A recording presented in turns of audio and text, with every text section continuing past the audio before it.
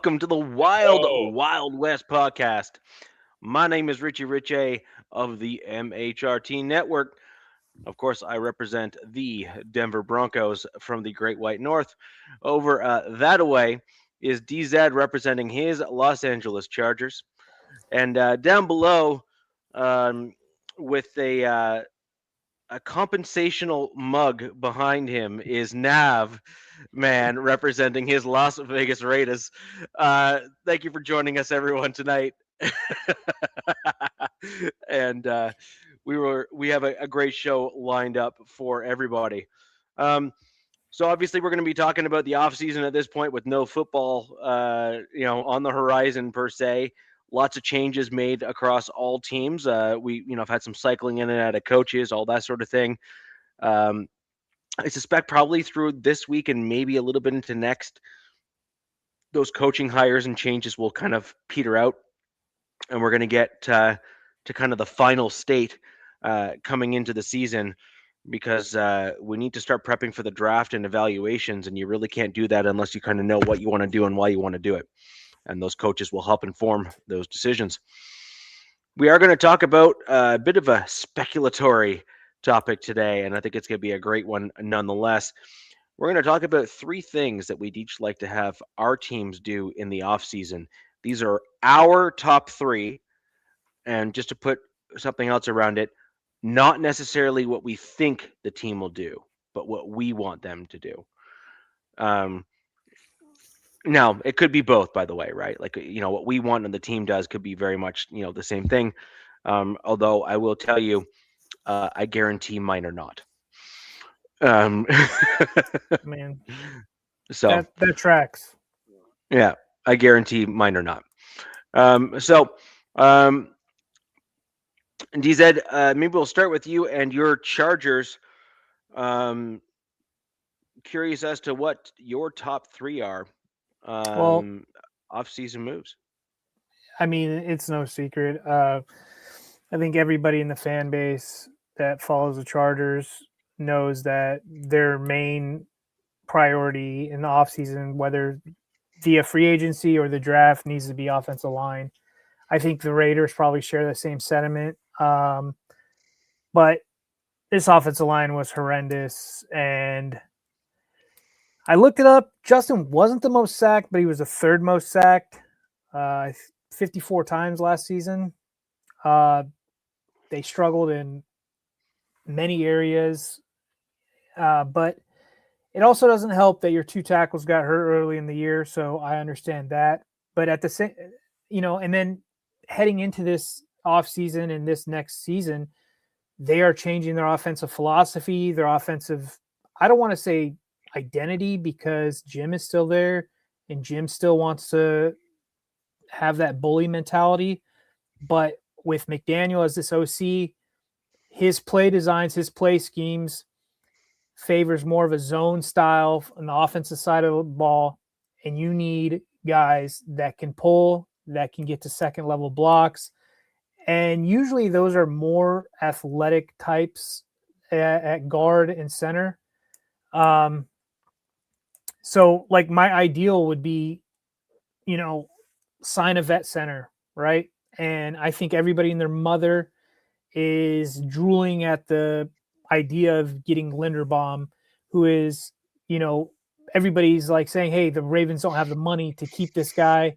It sounds like there's rumors that he has a medical thing, and who knows, but he's 25 years old. He's probably going to be the highest paid center, whoever signs him. It sounds like the Chargers, the Raiders, the Giants. Nav, you're on mute, buddy.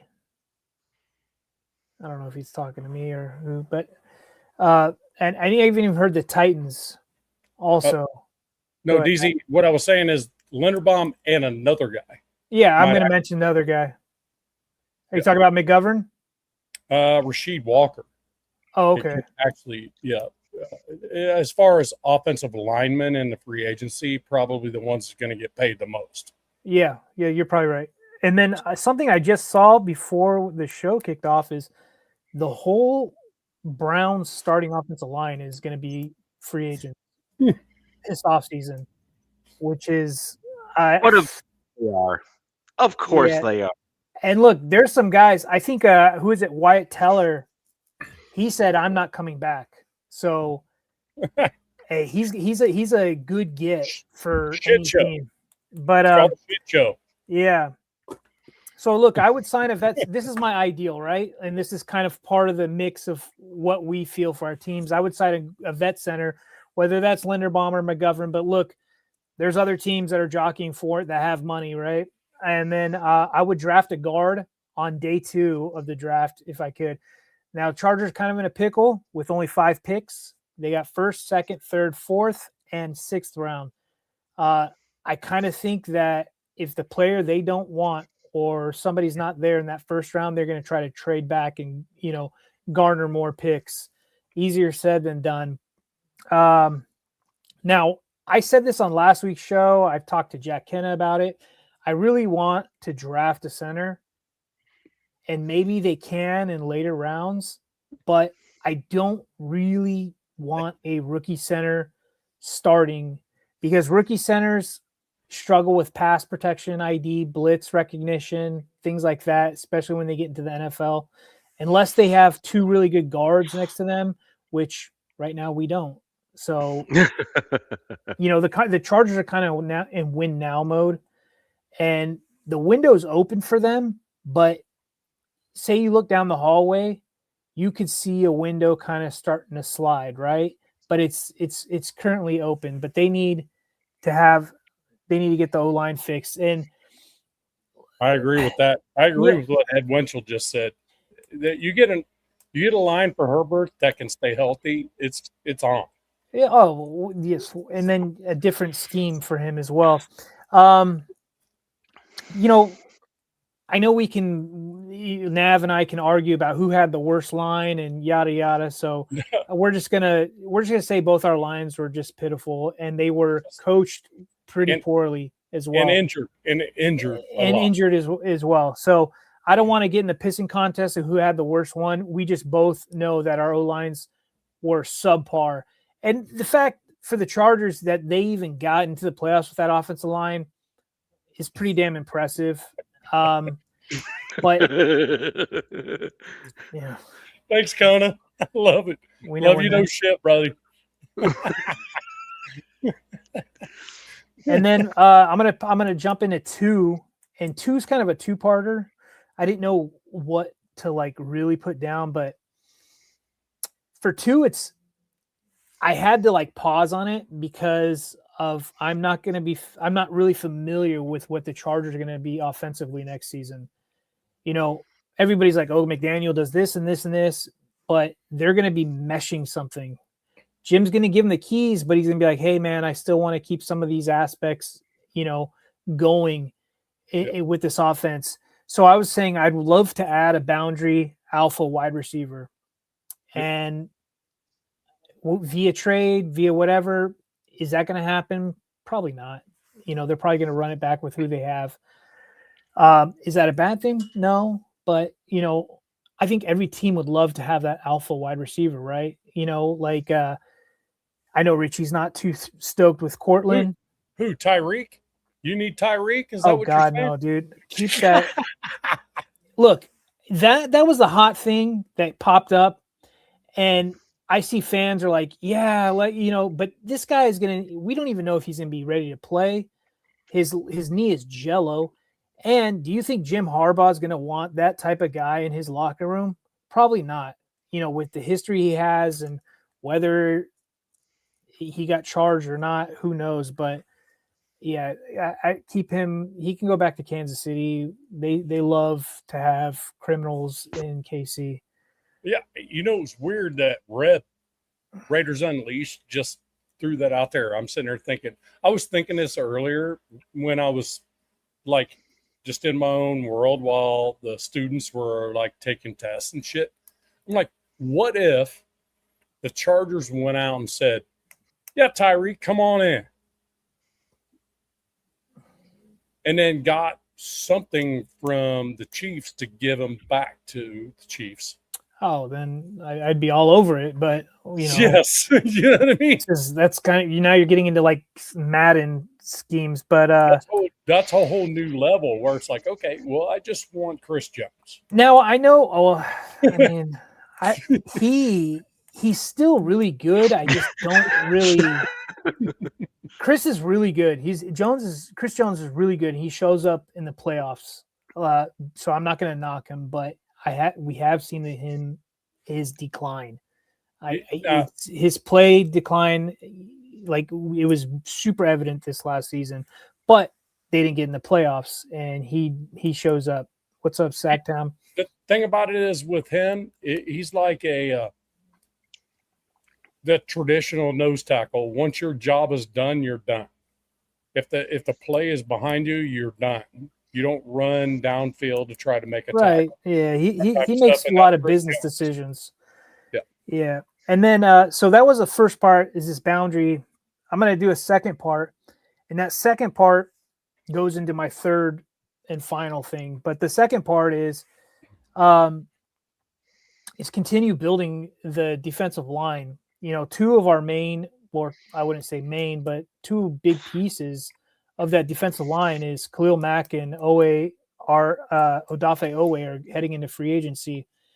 And, you can see on people's lists, I think Odafe Owe was like ranked number 9 on somebody's list. Top free agents heading into the free agency. And there's a lot of teams that are looking for edge guys, right? And so he's going to garner some interest, and it seems like he's going to want to test free agency. And the Chargers did spend a 5th-round pick to get him into LA from Baltimore. So I got a feeling that they're going to want to bring this guy back. Now for Khalil Mack, I've seen rumors of him going to Tampa Bay, of all things, for a year.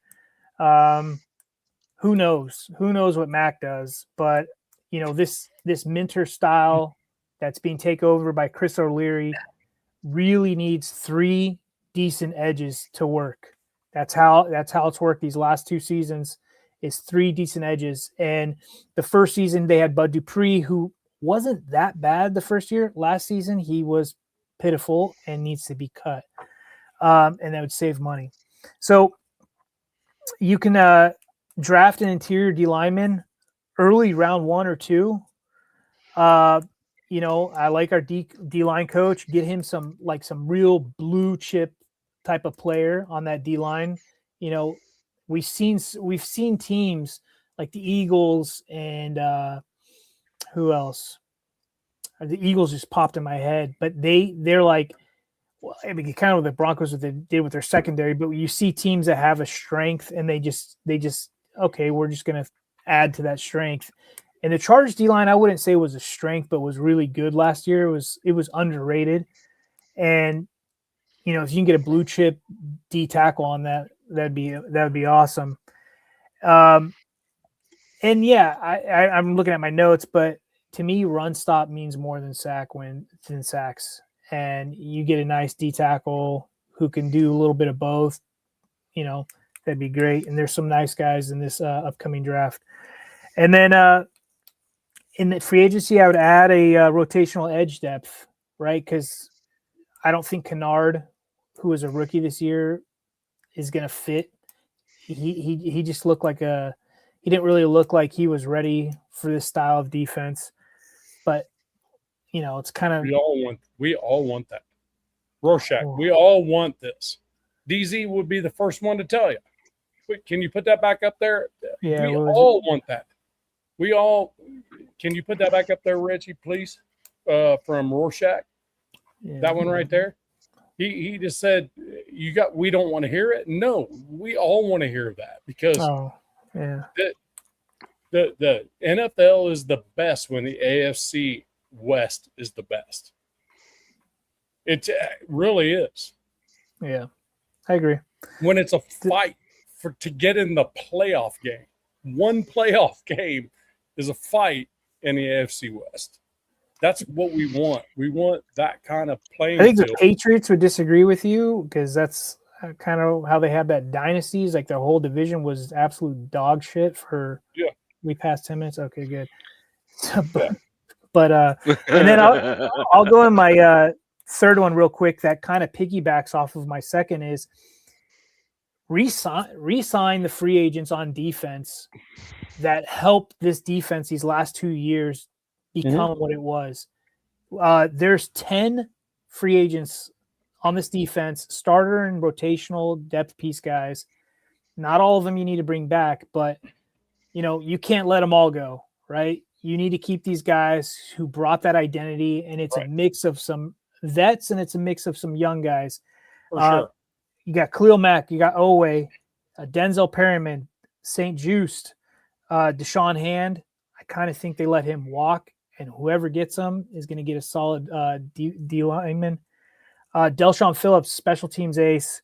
Tony Jefferson, who's become a fan favorite for the Chargers. That's the guy that retired and then became the scout for the Ravens, and then said, you know what, I feel like I could play better than these guys that he was scouting. He was watching film and he's like, my body feels good. I can play better than these guys. Decided to come back and has looked amazing these last couple of seasons. And I'd love to sign. He's 34, but I'd give him another year, man. Give him some money. The guy, he sets the tone, and he's been showing up. He showed up clutch in a lot of games this year. Tito Bonia, I think he leaves. He's a nose tackle from UCLA. Kendall Williamson, safety, and Dean Leonard, another secondary guy. But, I don't think they're going to get all these guys back, but I think a big priority for me and for the Chargers is to bring some of these guys back that help this defense, not let them walk to go to other teams. But that's pretty much my three for the Chargers. Offensive line, continue building that D-line out. Was it the last two Super Bowl winners had monsters on that D-line, right? Who was it? Barmore who was that guy on Seattle? Wrecking Shop. Anybody in the chat? No, that was the New England guys. Tight end, dude. I was wrecking. Anyway, the Seattle have some underrated studs on that D line. So Leonard why Williams? Why not build up the trenches, right? And then kind of something that's not really has to do with these three things, but Daniel Jeremiah, who I kind of respect, he works for NFL Network, and he also works with the Chargers during game days.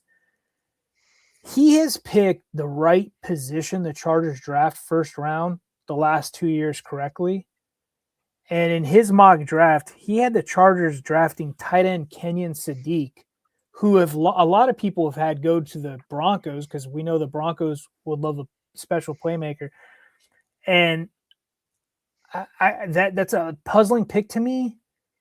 But at the same time, if you guys watched this guy's film, if you haven't watched Kenyon Sadiq's film, I recommend it. Go on YouTube after our show, not during the show, and look up Kenyon Sadiq. He's a tight end coming out. This guy looks special. I'm seeing shades of Brock Bowers. I'm seeing shades of like a lot of guys, and he looks like he was built in a lab. And he might be, if he's sitting there at 22, if they decide to stay at 22, they might just go best player available kind of thing. But my choice at 22 would probably be the guard out of Penn State, and I'm not going to pretend like I could pronounce his name. If you guys have seen that guy as well, the guard Olivia, like I said, the guard out of Penn State, I got a feeling after the combine. I think the combine's in a week. This guy that I want, next Thursday.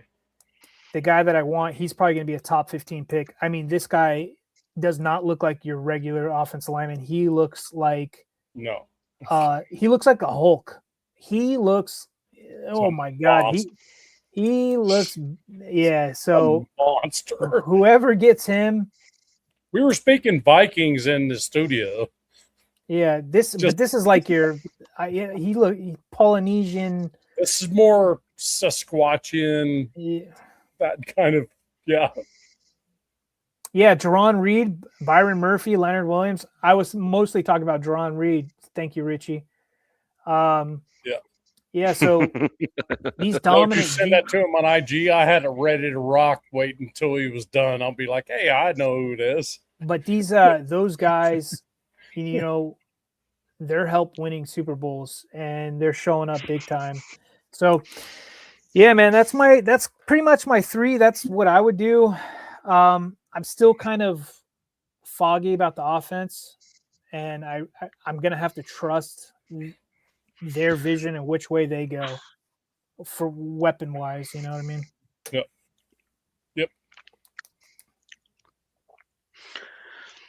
So I'll go Johnny, with the Broncos. Yeah, hey, I'm going to go with the Broncos.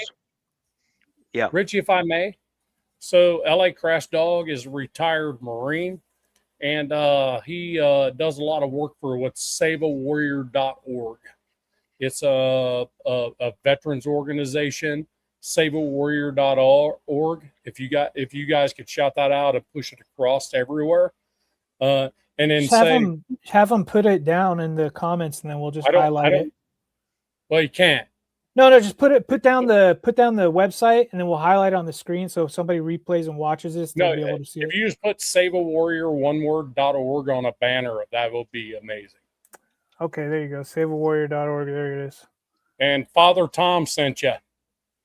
Now, what was this again? What does Save a Warrior do? Save a Warrior is like Wounded Warrior, except for the fact that they don't keep any money. Okay. Yeah. Okay. All right. Yeah. I've heard. There you go. Good job, Richie. Save a Warrior. Oh, no, that's a SableWarrior.org. Save a Warrior like Star Wars. Oh, wait. Wait, is there a dash in there, or is it just all? No. Save a Warrior, one word. Okay. Warrior. SaveAWarrior.org. If you could do that for me, it'd be amazing. Not an issue. Richie's got it. And that one right there helps folks with every dollar. Every dollar goes to somebody. Every dollar goes to a veteran who needs help. Every single penny. Isn't the organization, Steve Scalise runs, pretty good? Yeah. Oh yeah, for sure. Yeah. I mean, they're all worth their weight. They're all worth their weight. No question. But I have heard of some that take a big portion of the money, right? Because the administrative stuff and people get paid. They have to get paid and stuff like that. It is what it is, and it's okay. And the more, the better, in my opinion. But SaveAWarrior.org is my buddy LA Crash Dog. Is a retired Marine, a decorated Marine, and that dude. I'm going to tell you right now. If he believes in it, I believe in it. Good deal. Okay, so it's good enough for me, man. For myself, so yeah, more of PTSD and suicidality. It's more of a protect our own. It's pretty much protect our own. So help us protect our own. Sorry, Richie, I didn't mean to interrupt you. I just found it important to make sure that was there. So, to go on with the Broncos on the same topic, and there's no way my team's doing what I want them to do. Like, let's just call it what it is. By the way, I found another Broncos fan that is basically almost in lockstep with me too, which is fantastic because I was beginning to wonder that they didn't exist. Just one. Just one. Just one. That's probably one I'm gonna have after this show. Yeah, just one. So, I have just a few general housekeeping items for my general thought of my team. While the Broncos offensive line, generally speaking, over the course of this year, graded out well in all the nonsense stats that people like tracking, when you actually look at what we did, like truly did, you have to start assessing whether or not it was the offensive line or the quarterback that was able to elude getting hit. And those stats are often not tracked properly. Those stats are actually not often tracked in terms of like, did Bo Nix just like avoid getting hit and then was he able to extend the play and then throw the ball down the field and therefore he, the O line didn't get a negative sack stat and, Bo Nix made a good play, right? I think there was quite a bit of that actually this year for the Broncos. And you kind of saw the Broncos crumble a little bit when Jarrett Stidham was there, who doesn't have the same elusiveness as Bo Nix. And then you saw what ended up happening where the O-line just wasn't able to keep the guys out the backfield once you ended up with a better defensive line. We also saw a little bit of that with Bo Nix as well, where he's having to constantly like outthink the pressure that's coming towards him in order to then make the play down the field. And some of that is also because we didn't have a true X or incredible wide receiver to get himself open quick enough. And that all factors into things. So that's that probably in mind, why, Richie, that's probably why a lot of early mocks have had the guy Kenyon Sadiq drafted to you guys, mocked to you guys, because what you just said about Bo, there's a couple facets to that. It's either him or he doesn't have an easy out. You know what I mean? Yeah. And a tight end wasn't really big. It wasn't that huge of a plan with your team this past season. I think that would be something that would boost that offense. That should have been a little bit more of a priority. They tried. And Davis Webb is being brought in, and the current general consensus is that he and Peyton will be coming up with a game plan, and then you're going to end up with Davis Webb being the one that's primarily calling the plays. Yep. And I think that's not necessarily going to be a bad thing because you're going to have Sean Payton there as a backstop. Like, he's not going to allow the game to go to hell in a handbag, for example. Sean Payton just won't allow it. He doesn't have his ego will not allow it. So let's just call it for what it is. You're right. I'm sorry. He just won't. The answer is no. But at the same time, I do think that Sean Payton is recognizing that there needs to be an infusion of maybe a different style. And then Sean Payton needs to be working within that new style and calling plays if he needs to kind of break glass in case of fire. So with that in mind, one of the Broncos' biggest needs, in my opinion, is going to be kind of a real angry offensive center. And that needs to be part of our offseason moves this particular offseason. We need like a JPJ kind of aggressive style guy at the center position. You need you need a dude. Don't you dare. Yeah. But you know what I mean, right? He's got that it factor to him in terms of I'm going to push you backwards. Yeah, I'm going to push you through a wall and, go in that direction. DZ, you mentioned a couple offensive centers in this year's draft that you're pretty high on. I've been digging into them a little bit more, and I have a couple guys I'm going to keep closer to the chest. I do not want Linderbaum. I do not want Connor McGovern back. They are not suitable. They are not at the level that I need them to be. They just don't fit the mold that I'm talking about. I want one of the more aggressive dudes from the draft on my team. There's a couple big dudes in there. There's a dude that's like 6'4", 320 that I really like the look of in some of those games. I've been just kind of going through those films, but first things first, we need to get Whataburger out of the center position. We need to get Powers out of the way. And then we need to have Wattenberg, actually, I believe, in my opinion, is a fantastic swing backup for the interior of our offensive line. And I actually don't mind Wattenberg. As a player, he's a fantastic, versatile guy that can play center and both guard spots. And that's a very valuable guy to have on your roster. And he's a reasonable starting center in the NFL. He's not amazing, but he's not absolutely dead last awful either.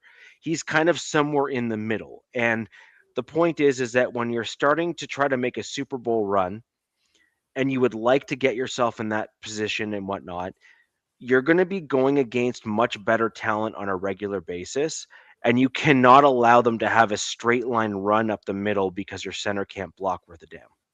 You said something, Richie, like about you not wanting Linderbaum or McGovern. Now, out of us three, our three teams up here, your team's probably the only one that could go into next season with a rookie center and do well due to the offensive line play next to him, right? Correct. You need solid guards on each side of him, yes, especially vets. That could be like Miners is legit. Miners is a legit guard. But he's that guy, right? So now, depending on if whatever my team does in the free agency, say they go out and get two guards in free agency, I have a sleeper now. Ben Cleveland is on this team, and Ben Cleveland is a starting caliber guard. Ben Cleveland. So I'm thinking like they could run it with him and then draft and then get another free agent guard, and then they can go your route, which is get somebody in the draft. Which, by the way, 2 years ago was a good center draft. Last year, not so much, and then this year's a good center draft. There are some dogs in this draft, and like I said, this is Richie's like, hey, this is what I would do. I mean, yeah, man, there's some guys that, solid. So yeah, the interior offensive line is going to be stacked all the way through the 4th round. Dunker, dude. No question. Yeah, he's Iowa, Ohio State, Florida State. I mean, think about where all the huge freaking offensive linemen come from and where they originate from. Out of the Big Ten, UCLA, they've got USC has a massive freaking guard too. I do not want to see the Raiders getting Linderbaum, by the way. Well, we're not there yet. But look, this is what I'm going to give you a reasoning. JPJ wrestled when he was in high school or whatever, or did he do it his whole life? Yeah, right. So did Linderbaum. Right. You put those two next to each other, that's bad news for D lines. They're moving people in ways that defensive linemen don't. It's a different thought process, though, isn't it? They know how to move people. I mean, this. I was just thinking, you get Linderbaum and JPJ next to each other, that is a force. I mean, they are punking dudes. Dunker from Iowa, that dude is freaking off the chain. That center from Iowa is freaking stupid. Yeah. Bad. He's just a bad boy. He's just unreal. Yeah, I mean, he's an offensive tackle height at center at 340. It's ridiculous. That's unfair.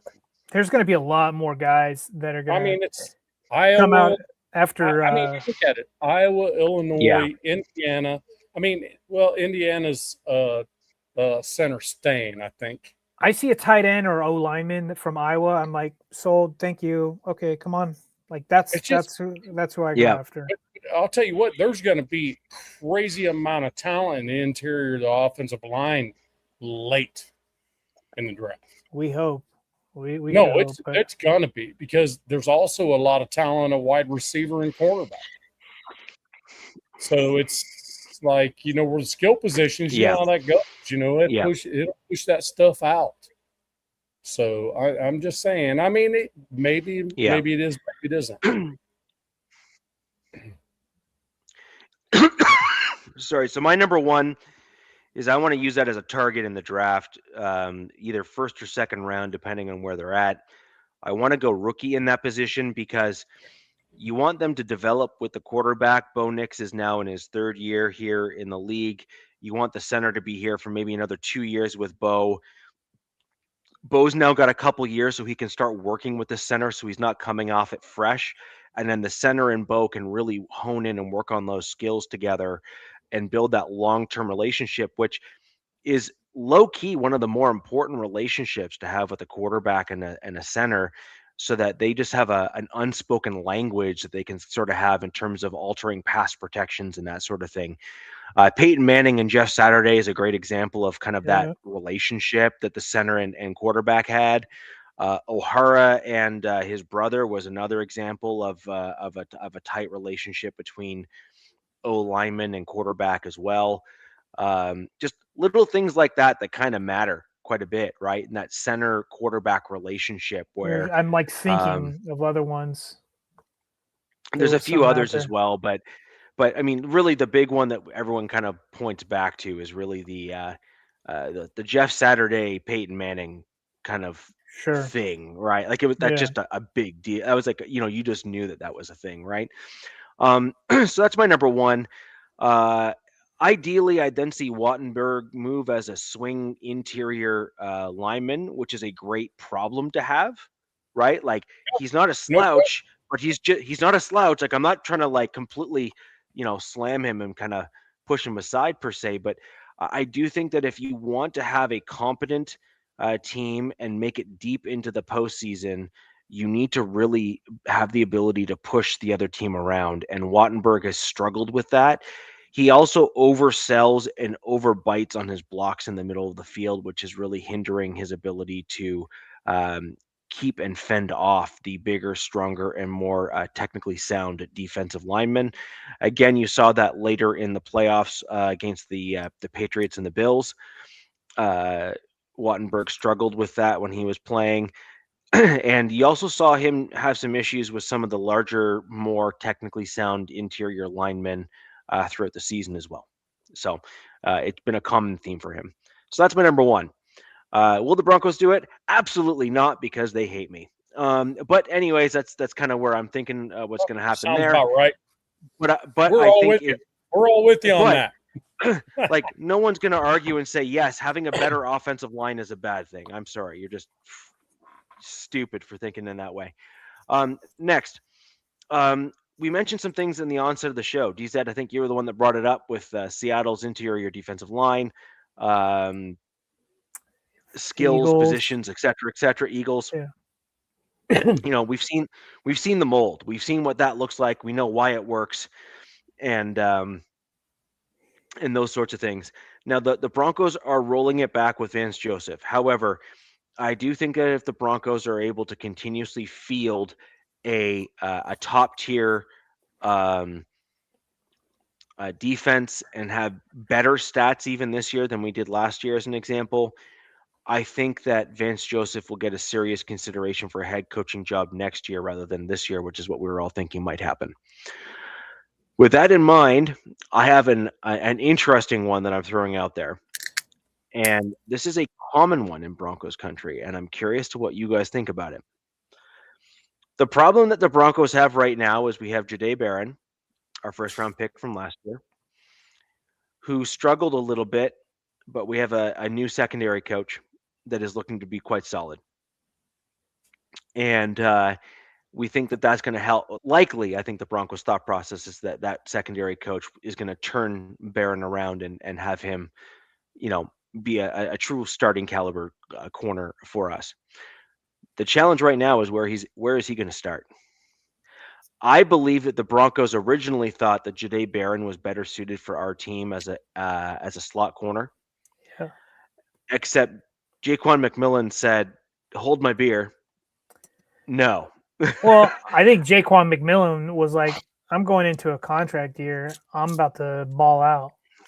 Yeah. And he did. There's that too. Yeah.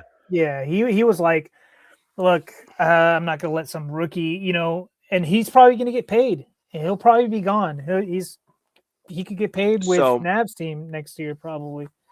Never know." My thought process is this, though. I think that the Broncos, in my opinion, I think this is what the Broncos should do.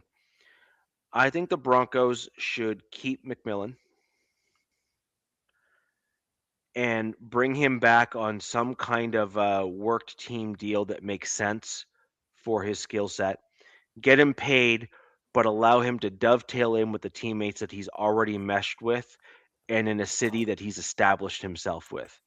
And I think that there is a deal to be made there to keep him on the team.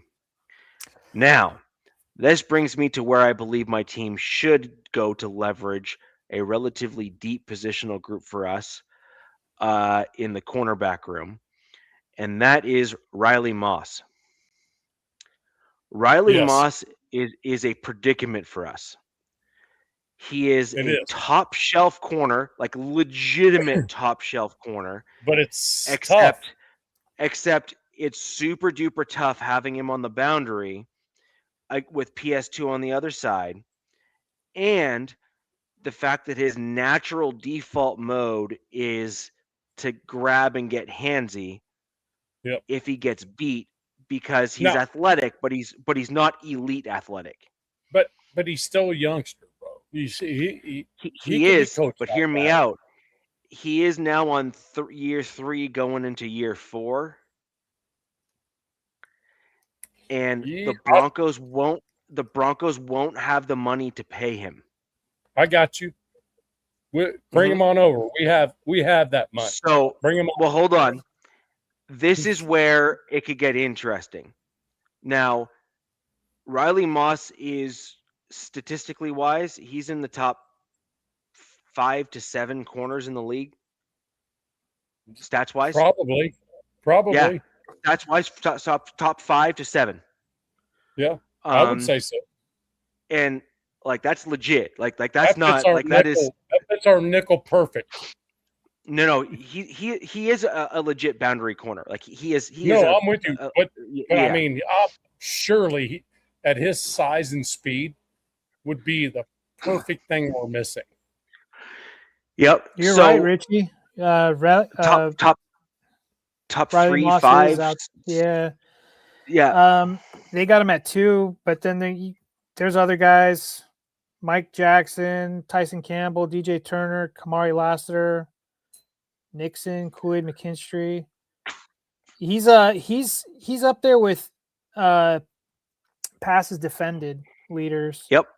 He had 19, which is yes at the tops last season. Yeah. But this is what I'm saying is that it is undeniable.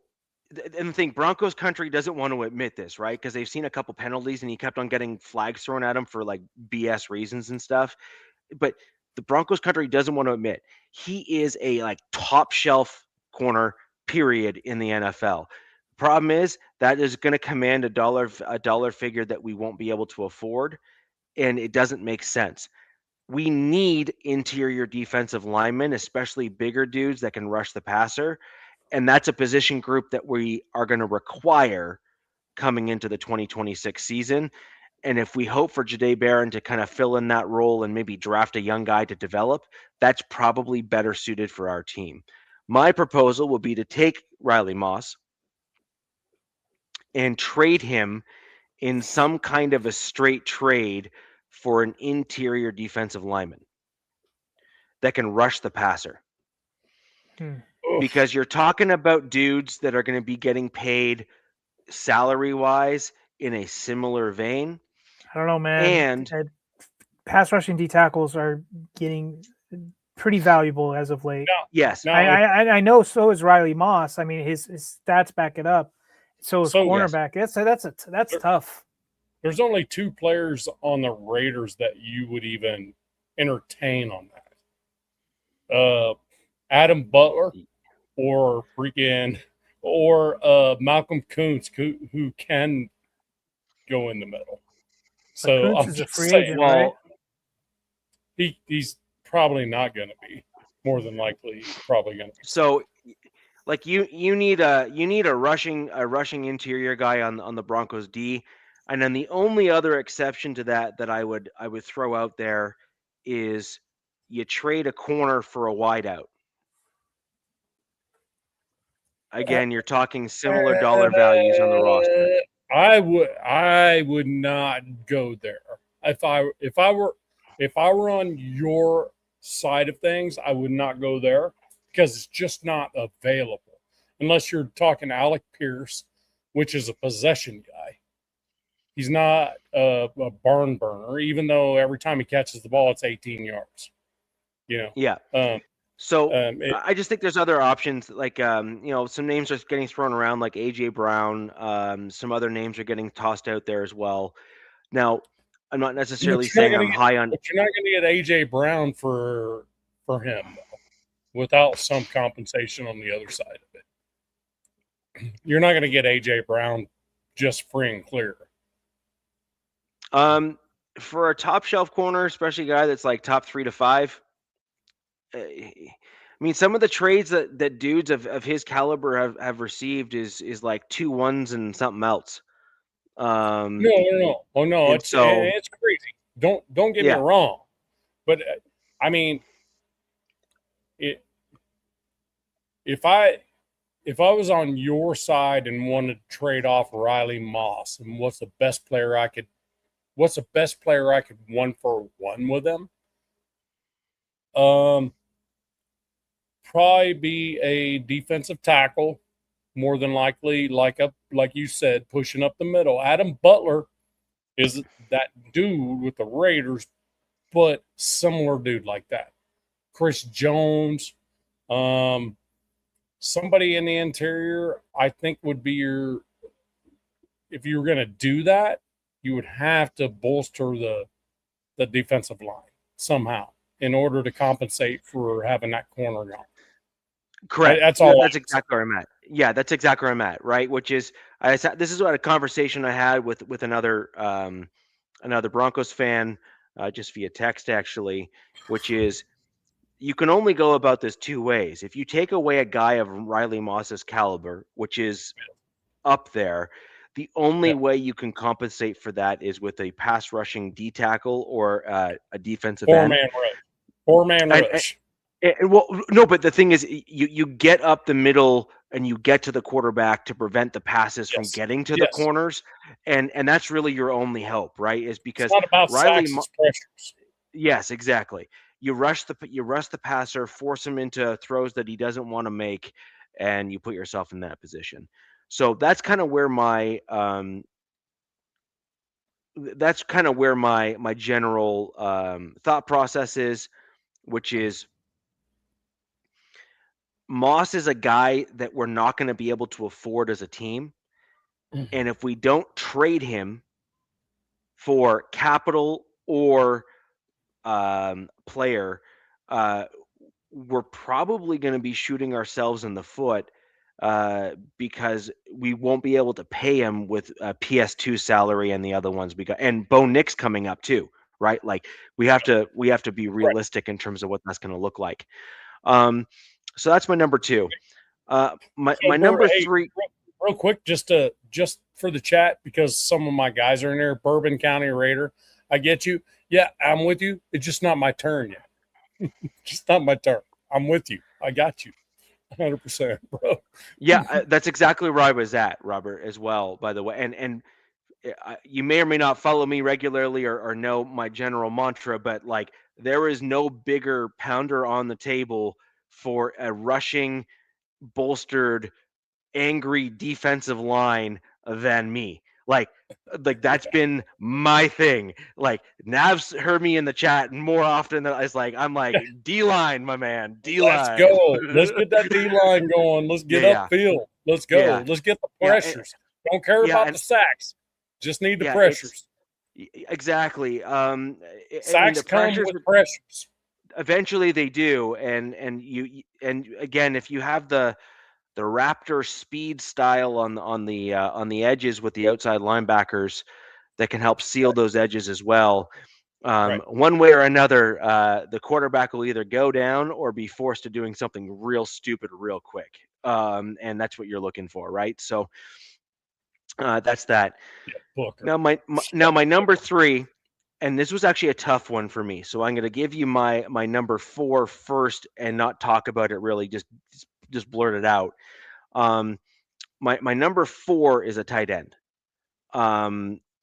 Kate Otten from the Bucks was a guy that I really like. But my number 3, my real number 3, and this is where I want the Broncos to go pretty hard and heavy in, is we need a big boy running game. We had a major problem with our running back room this year. JK was phenomenal. He really was. He was awesome. But the dude can't stay on field and stay healthy for an entire season. So you can't rely on him being your 1A. RJ Harvey, while we drafted him and he's a decent pick for us, is also not a guy that I'm overly confident with as being a lead back on my team, which then leads me to basically saying, I want my team to go super heavy and hard towards Kenneth Walker of the Seahawks. I like his running style. He's a well-rounded running back. His style fits Sean Payton and likely Davis Webb's offensive style. I'm proposing that we basically cut bait with everybody else, but I also want to bring back JK if he's willing to come back on a really, really team-friendly deal and relinquish himself to being RB3 for the sole purpose of being like the guy that just comes in. And let's put it this way, if you have JK as your running back 3 and he's the guy that's closing out games to grind out stuff, you have a legitimate shot at getting like 7 on those, like, gee, wouldn't it be nice sort of play. Right? He's that good of a running back. And that to me gives us I'd like to see Walker as our running back 1. I'd like to see RJ Harvey as our running back 2, and then JK as our RB3. And I want us to draft a guy between the 3rd and the 5th rounds in this NFL draft. Wow, That's what you're hoping, right? That's just number 4. I know I'm on number 4. We are only discussing 3. I agree with Matt Marinovich. I don't think Walker goes anywhere. I think the only big name running back that gets signed in the free agency is Breece Hall. I think he gets. I don't think so either. I mean, they can franchise tag him too. They have nobody else to do that to. That is true, but I think he wants to help out. Yeah, it doesn't matter. Yeah. I mean, what are the Jets doing? There's a lot of good running backs hitting free agency, but the thing is almost all of them look like they could possibly be re-signed. Like they're not going to. Yes, I mean, pretty much all but a couple. Yeah, but I mean, I could see why anybody would love Walker. I mean, the dude's just freaking beast. Just crazy part is that freaking David Montgomery is going to be a free agent. I didn't even think about him. I mean, come on, bro. I'm not sure David Montgomery. But the only reason why I like Walker is that he's got the pass catching and running capability. He's also got he's the well-rounded guy, right? And Sean Payton and Davis Webb kind of come from a similar offensive philosophy where that's an important piece. And sorry, I'm just calling the running back as being a big priority for me here. There is a running back that I did some initial digging into. I'm just trying to get his name. Katron Allen from Penn State. Yeah. I was digging into his tape yesterday or day before. That is the style of running back I like. Did you see the one where he wiped out his own tight end, then wiped out the linebacker, then wiped out the middle linebacker right after that? Yes. And set them down. Yes. And then took it to the house. Yes. So a lot of people didn't know who a running back by the name of CJ Anderson was coming out of the draft either. That dude. And that guy. I hated that guy. I hated him. He was that damn good though. Like he was that damn good. So he wore us out. Watch his shoulders and his pad level as he runs. I'm talking CJ Anderson right now, and when he ran, his legs moved, but his shoulders kind of stayed level. That's So Barry Sanders. yeah, exactly. And what that allows you to do is it allows you as a running back when your legs or feet or knees or whatever kind of get tripped up or what have you, you can keep yourself balanced, right? So you're always in this like really consistent center of gravity, which makes you very difficult to bring down. K-Tron has that same level pad level as he's running. If you actually watch him, he's got this like real steadiness to him as he runs. And that is one of the traits that I look for in a running back because I've seen that running style carry through to the NFL and have real solid success. And so he's a guy that I'm quite high on. It's indicative of like Barry Sanders, because Barry Sanders said this. He goes, when I was about to fall down on my own, I would look for a dude to hit on the side that I was getting ready to fall, and that would bring me back up, and all I had to do was bring my legs up and just start moving. Right. He would actually use the defenders as a way to stay on his feet.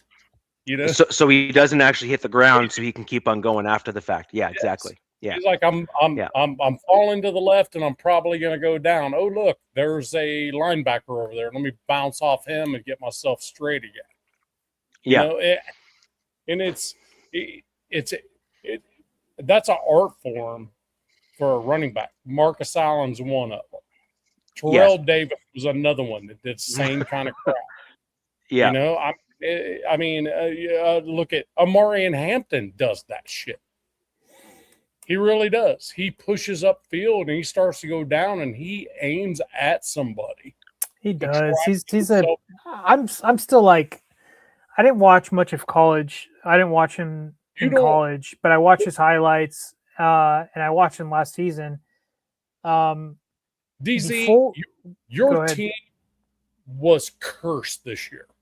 They should have been it's way cursed better. In general. They're cursed in general. You're just being nice. Been way better. Oh, I agree. The AFC was weird this year. I mean, I as a Chargers fan, even Broncos fan, Texans fan, Bills fans should all be pissed because it was like a golden opportunity this season. You know, the Ravens weren't in it. The Chiefs weren't in it. Broncos should be pissed for sure. Because the Bengals. I'm tired of putting the Bengals in this conversation. Bengals, fuck the Bengals. Look, I'm sorry. Dang it. It was my first F-bomb. That was my first one. But this was a special season. They can go do whatever. Burrow needs to figure out how to not get his freaking this hangnail. You know what I mean? Yeah. Every single game. So you can burrow this, burrow that. I don't care. Burrow it in the ground. Because when you put that dude in the same conversation as these dudes battling 16 games, Josh Allen, freaking Lamar, I mean, Sam Darnold, all these dudes getting their asses handed to them all year long, but they don't sit ever. Well, you said Lamar. You shouldn't have put him in there. He takes himself out of game. Still, that this was an outlier for him, in my opinion. But I mean, I think the Ravens are going to go south after this. I mean, really, John Harbaugh, come on. I mean, it was interesting that they pivoted from Harbaugh and gone in the same season is crazy to me. Yeah, it's kind of weird. It's like they're running it back with it's a weird situation in Ravens. I do like the staff they're building, but it is like I don't see the huge difference between John Harbaugh and Jesse Minter. I don't know. I do. And this is Minter, is going to almost immediately correct the defensive ship. Yep. Because he refuses to let that fail. And the Ravens have sucked on defense. Well, hold on. No, but hold on here. Sucks. No, but hold on here. For them because that's what they've known. Wait. What nobody is thinking through here is the Ravens want to get back to what they were known for, which was Right. we are going to wipe the floor on the defensive side of the ball, and we're going to put Yes. you in your That's place. my point. But no, but that's not the only thing why they brought Minter in for. Lamar Jackson has largely well underperformed where he should be as an NFL quarterback, given the accolades and the vaunted, Right.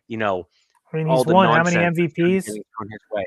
3, Right, sure. 2, You can have whiz bang and flash, whatever it is, but by 2. and large, he has crumbled when it matters most, and he's starting to get hurt.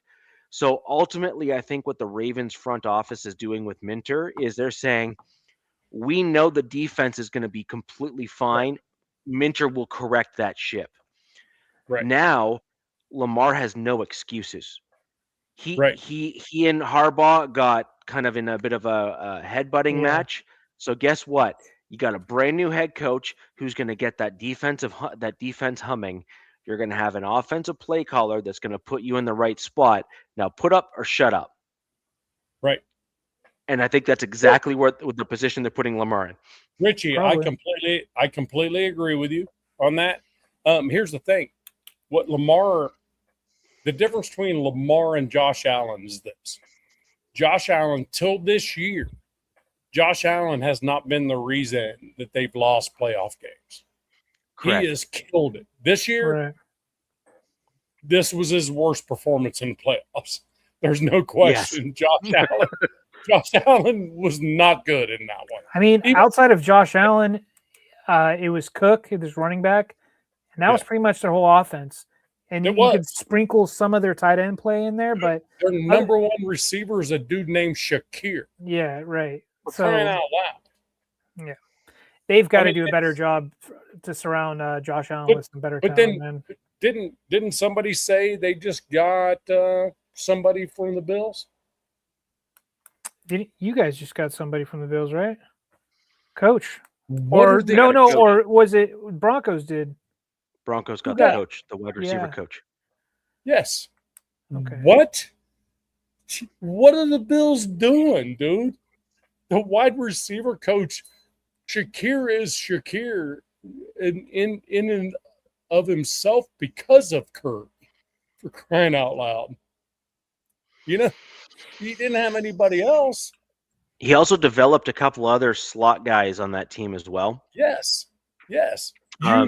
So Isaiah McKenzie, Isaiah McKenzie's another guy that a lot of people don't remember, but he was with the Denver Broncos. He was called the human pinball machine, and he was a electric return guy in college. Yeah. The Broncos had him for a season and then let him go. The Bills picked him up, and he was like a staple wide receiver for them up until like a year or two ago.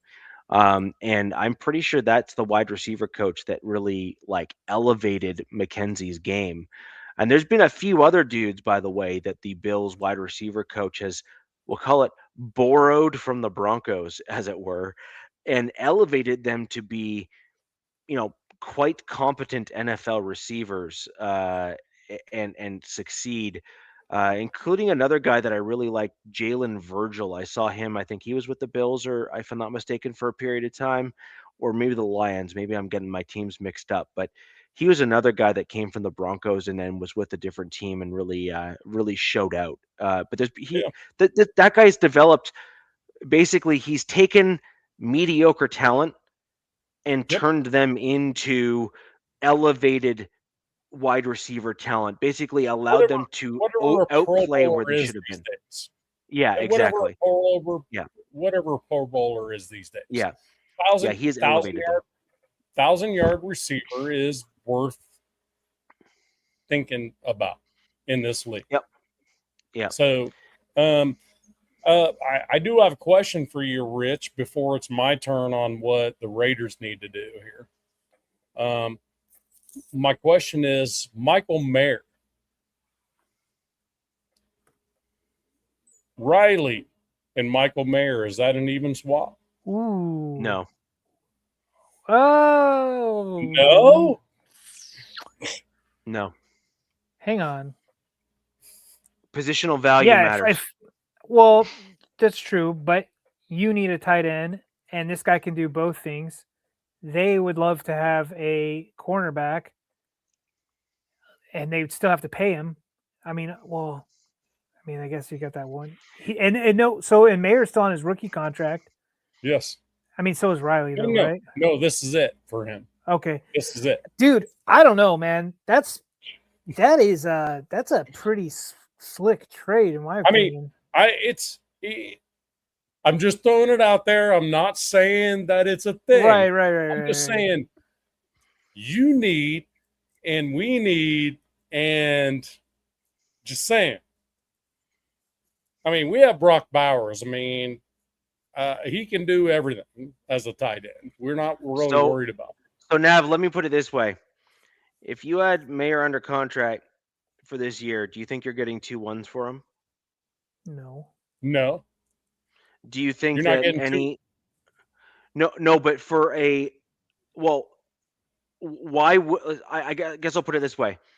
No, he's under contract. Do not get me wrong. Right. He's under contract. Yeah. But this is my... Okay, so he's under contract and Riley Moss is under contract. Riley Moss is between a top 3 and top 5 cornerback statistically and based on like actual play on field when you actually look at what's happened.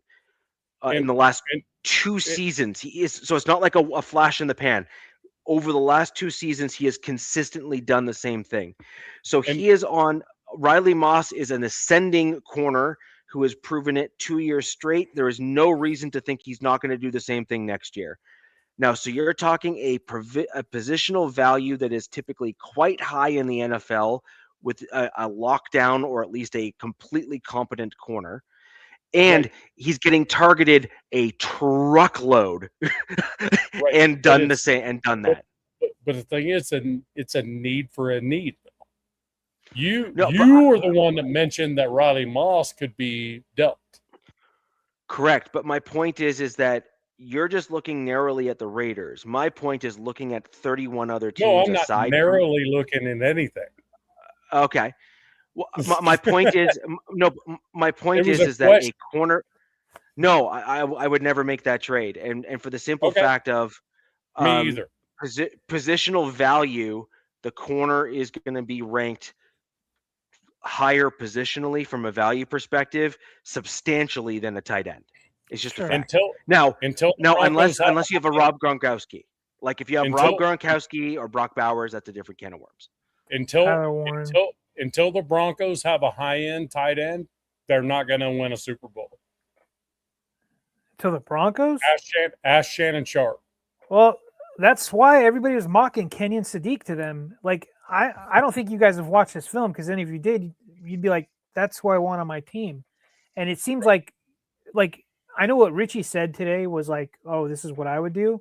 But if you look at the Broncos right now, and from an outsider looking in, they could just go in free agency and get a tight end. But if you have the option of getting a guy who's looked at, people are saying could be better than Nav's tight end, Brock Bowers and Kenyon Sadiq, like, why would they? And that's something that their offense seemed to be lacking, was an easy kind of go. And this guy supposedly can do it both, right? But I don't know. On the Raiders, Riley Moss would be the number 1 corner. Yeah. No question. Yeah, most teams would be. Stokes would be the number 2. Right. Yeah. So Jay, here, let me put it to you this way. Riley Moss, in terms of total number of targets, is in the upper tier, if not in that like top 3 targeted corners, if I'm not mistaken, if I remember the stats right. Well, they target him because of who's on the other side. Yeah. Right. But this is what my point is, though. So let's couple 2 things together with Riley Moss. Number 1, he is highly, highly targeted as a cornerback because of Pat Surtain on the other side of the ball, right? You don't want to play with fire against Pat. Yeah, Raiders reports in the house. Jay Weaver's in the house. Raiders reports in the house. Really? Now I'm being judged. There's no question I'm being judged. But here's the other part of that. The other half of that, Jay, is Riley Moss is targeted almost the most out of any other dude in the cornerback spot on the other side of Pat Surtain. And yet he is still on one side. That's obvious. Correct. but this is what everyone isn't really factoring in when they make a comment like, "Is he really a number one on another team or whatever?" Oh, The no. dude is still in the Not me. top 3 or 5, between top 3 to top 5 in the entire NFL after being targeted within the top 3 of the NFL. Like, that But is a why? massive stat. But why is that? No, Why but is that? no, but Why is that? that is Why is irrelevant. that? Wait, I'm just asking. Why is it that your cornerback 1 is not targeted? That's because he's shut down corner. I get it. Hold on. Second question. He's being targeted because he's the number 2 cornerback. I'm pretty sure Riley would like to be a number 1 somewhere else. Right. Yeah. Just say. Yeah. No, but that's what my point is. But my point is, dude is targeted in the top 3. Dude is playing within the top 5 or 3. And therefore, if he is ranking that high after being targeted that much, he is absolutely a number 1 cornerback on literally almost every other team. Like, I'm Right. sorry. It's just like, it is. And that means you said correctly what you need on your defense. Had me You forgetting need it for a second. I pressure. thought Riley was a free agent, but he's not. So No, it's he's not. pure trade. Richie, you saying what you just said just means that you definitely need what you said. The defensive I line agree. that can get upfield to I get agree. off these, because that's a lot of targets. That's a Mhm. hell of a lot of targets on your corners. You know, you need defensive line all day long. That's what you need. Like interior defense. Sorry, real quick on this. That's not true. We've seen him cover the number 1 wideout on the opponent's team more than I've once. seen it too. More than once, actually. And he's in fact, here's the thing, he's handsy though. He's very handsy. Yeah, he's you know, there's laws against being that handsy. But There's yes, laws. Yeah. Not in the United States though. In Canada, maybe. But okay. But but no, I mean, I'm sorry. I've seen him cover number 1 wideouts on a regular basis, and he's handled them just fine. Like, that's what I'm trying to say, is that the dude is a legit number one cornerback at the NFL level. It just is, and that's fine. But the thing is, the Broncos won't be able to bring him back because of his stats and the fact that he's done it 2 years in a row. There's no reason to think he's not going to do it a third. He's proven himself at this point. The Broncos can't afford. The Broncos cannot afford 2 $20 million corners. They just can't. No, So I agree. But the thing about so it is, what it is. Here's what I'm saying is, Michael Mayer does several things for the Raiders. Brock Bowers is on the other side. Otherwise, Mayers would be our premier tight end, which is similar to the back end of your defense with those two guys. So Mayer would be the dude's hands. He catches everything when the opportunity arises, right? But he also blasts dudes in the run. Yep. Now Brock also does that. So we could, if we get a top shelf corner like Riley Moss, I think we could live without Mike Mayer if needed. I mean, but it'd be a 1-for-1. It would not be, we're not giving you anything for him. You can talk corners are worth more than tight ends all you want, but you have a need, we have a need. That's the only point I was trying to make.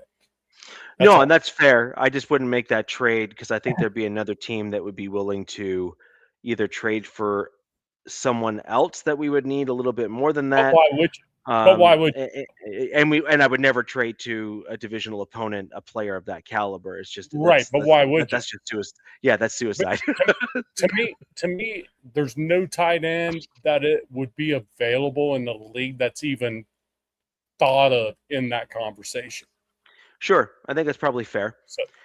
So that's probably fair. If I may, Mitch, are you still in the building? Shoot shoot it on the chat right quick. I just want to tell you something right quick. Mitch, Raiders report is out of Dallas. They're a huge company. They have different stuff like that. One of the guys that kind of got me into doing the content creating stuff, and I just want to give him a shot saying thank you, man. Appreciate you coming in. Big time content creator for the Raiders, and everybody in here pretty much knows who in the hell he is if they're Raider fans. So I've actually seen a bunch of his stuff, so I know who he is too. So that's fantastic Mitch, to see him in here. Mitch, love you, no shit. Thanks for dropping in here, man. I hadn't had my turn yet, and probably it's your turn now. Well, I'm probably going to disappoint him because I know he has a different thought process than me on this. So here's the thing for the Raiders. One, last I checked, we do not have an offensive line coach. We still do not have that. So, hot take, it's going to be John Benton. And the only way we do that from the Seahawks is we have to name him the assistant offensive coordinator to make that happen in order to laterally move him to be the O-line coordinator. Because in this day and age in the NFL, you can't laterally move without a team saying, nope. It's just a matter of how hardcore Kubiak's going to be about that. Do we have to have an O-line coach? Absolutely. But until that, all this is speculation. Everything else I'm going to say from this point is pure speculation. So let's just say we do not have an O-line coach, which we don't. Okay, so first to the Broncos, where did Davis Webb go and Vance go? Nowhere. Mentor, gone. The Broncos have kept their coaching staff together. So that I will get this paper and I will throw that away right now because I just wanted to tell you guys not many teams that are playoff teams can hold their team together. And that's saying a lot to Sean Payton, who I cannot stand. I cannot stand him from an arrogant standpoint. I can't stand that dude, period, at all. I mean, one Super Bowl, come on. You had Drew Brees, come on. Get the hell out of here.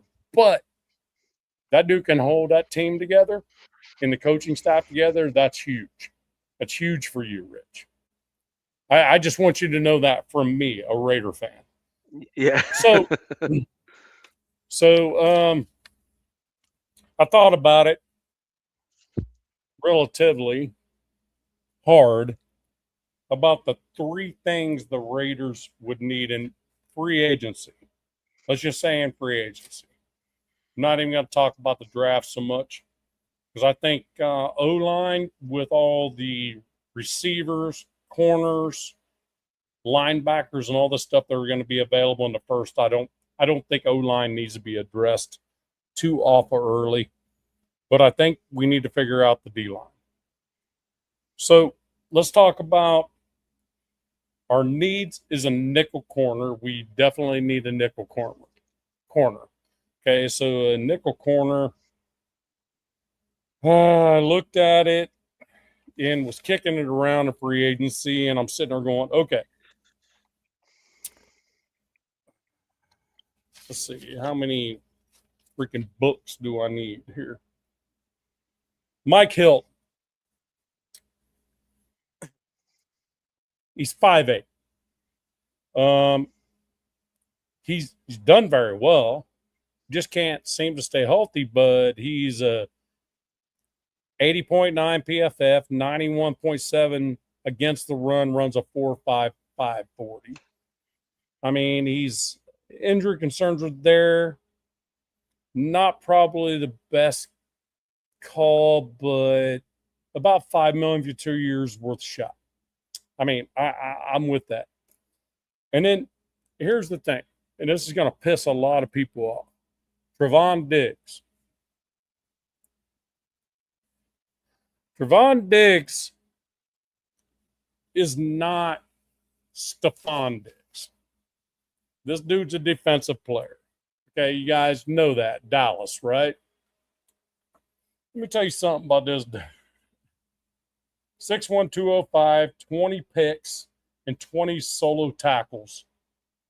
And 201 solo tackles in 6 years. I mean, come on, man. 20 picks, 201 solos in 6 years.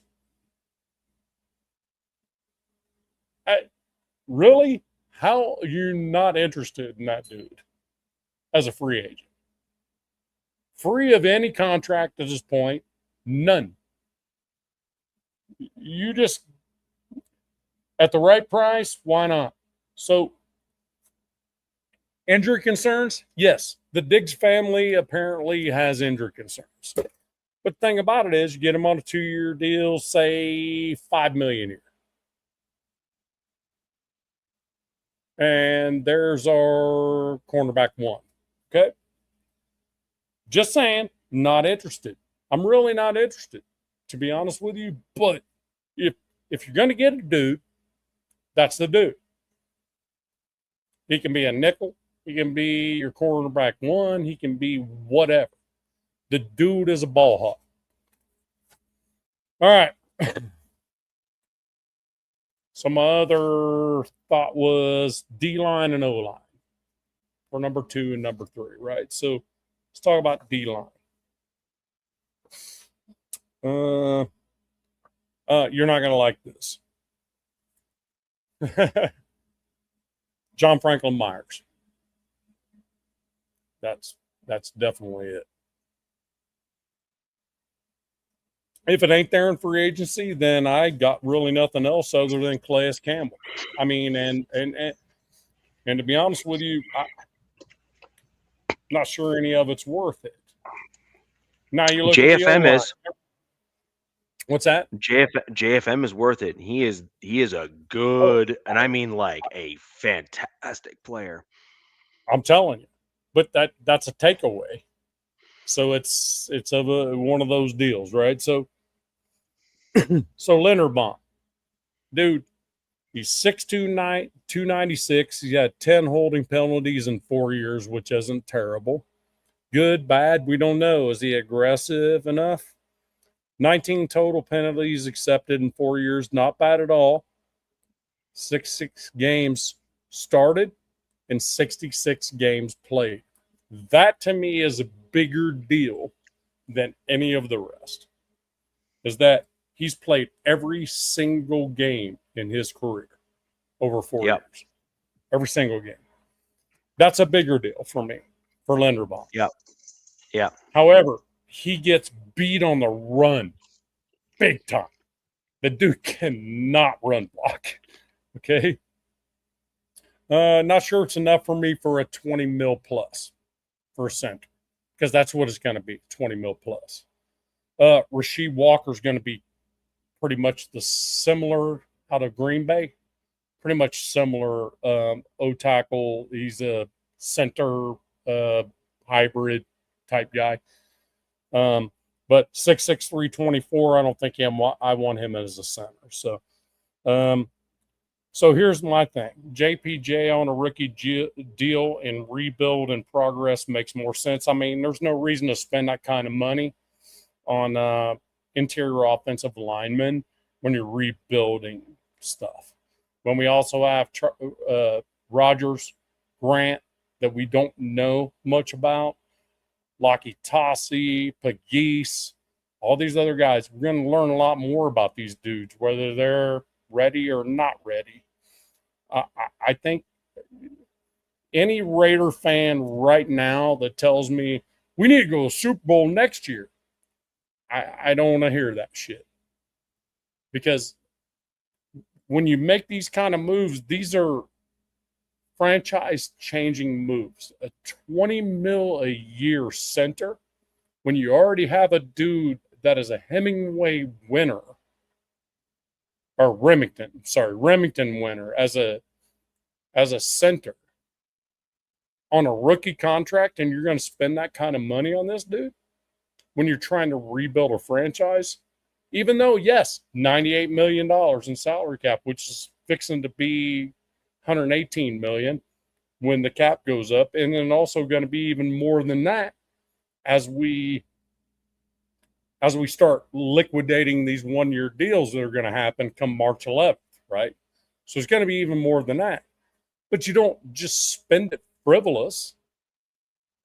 You know, when you already kind of have that kind of talent in the building, you don't buy it, is what I'm trying to say.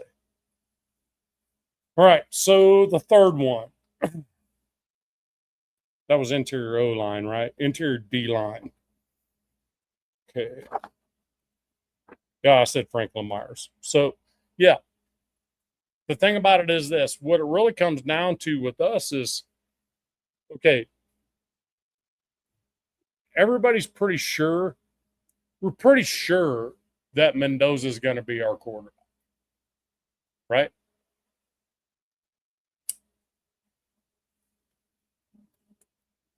If that's the case, we got to have a dude in the building, a quarterback in the building that can show him a little bit what the NFL is about.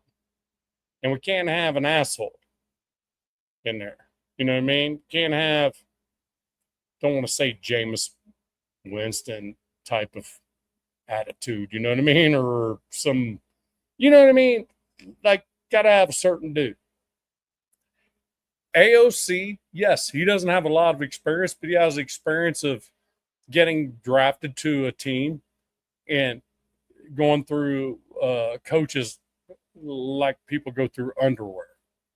So I think that's not a terrible mentor for Mendoza, but he's not going to have the kind of firepower to say, here's how you play quarterback.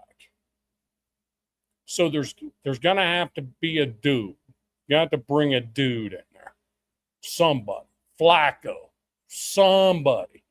Anybody that wants to be interested that is an accomplished quarterback that will help Mendoza a bit. Because I will tell you what, with DZ, he don't have a whole lot of pain on his offensive line, to be honest with you. He lost the two biggest dudes in consecutive weeks with Slater and freaking Alt. That's different. You know what I mean? And I don't think our offensive line is going to be that bad. I think our focus needs in the offseason to stay on the defense for the most part, with the exception of maybe a guard. I would like to see a guard get pulled in there, and that could happen. And by the way we're looking at it, an offensive guard, top tier could go in the third. And we have 3 fourth-round picks with a comp pick in the fourth. We could pick up multiple offensive linemen there. So I think we pay more attention to the defense in free agency than we pay to the offensive line. Bottom line.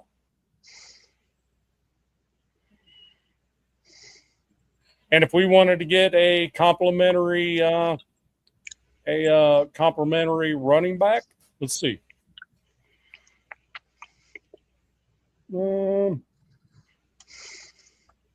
And the thing is, if we go out and get wide receiver Alec Pierce, all he is a possession. He's a possession receiver. He's not a touchdown guy. He gets 18 every time he touches it, but he doesn't score a lot of touchdowns. So, but if you look at this, where'd it go? Hold on.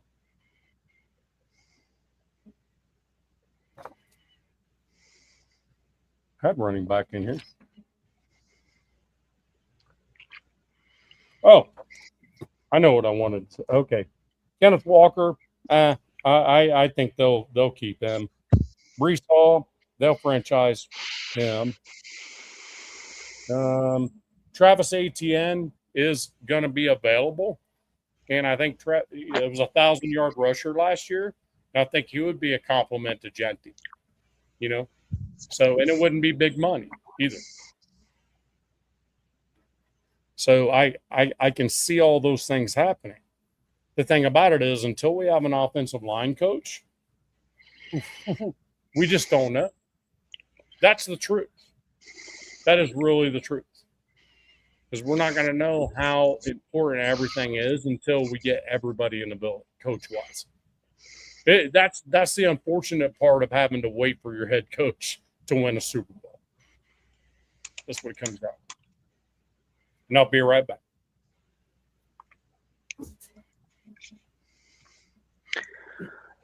So this is an interesting comment as we near the end of the show here. Biggie, we actually spoke about the Cleveland Browns offensive line earlier in the show.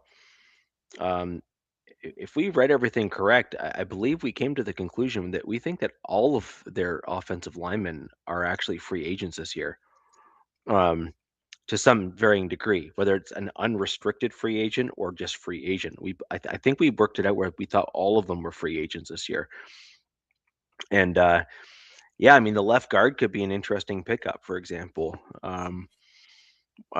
For any team, there's a number of teams that really have a need for a left guard on their team, or a guard on their team at least. And I think, yeah, the Cleveland Browns have a good one that's wanting out. Yes.